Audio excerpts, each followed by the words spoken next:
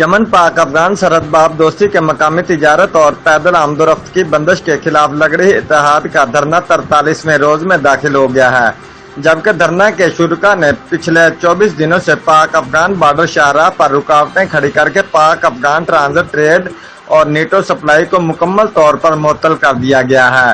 مزید تفصیلات بتا رہے ہیں چمن سے ہمارے جیو ایکسپریس نیوز کے اینکر پرسن حبیب اللہ بشر دوست جی۔ جی اس وقت میں موجود ہوں سرحدی شہر چمن ضلع قلعہ عبداللہ میں، اس وقت پرلت میں موجود ہوں۔ پرلت کا 44واں دن چل رہے ہیں، یہاں پہ بڑی تعداد چمن کی غیور عوام نے شرکت کی۔ ان کا مطالبہ ہے کہ پوری طور باب دوستی کو کھول دیا جائے۔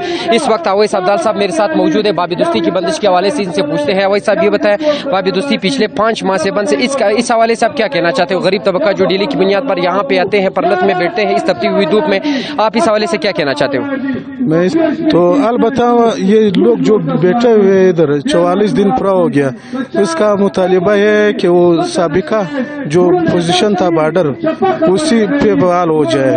یہ ہمارا قانونی حق بھی ہے، تاریخی حق بھی ہے، اور اس لیے یہ لوگ اپنا احتجاج ریکارڈ کر رہے ہیں۔ ایسا نہیں خدا نخواستہ اس سے اور ملک کو نقصان پہنچے، تو اس لیے ہم بالا حکام جو صاحب اقتدار ہے اس سے گزارش کرتے ہیں کہ ہمارا چمن اور یہ غریب عوام پہ ترس کھائے اور یہ راستہ کھول دے۔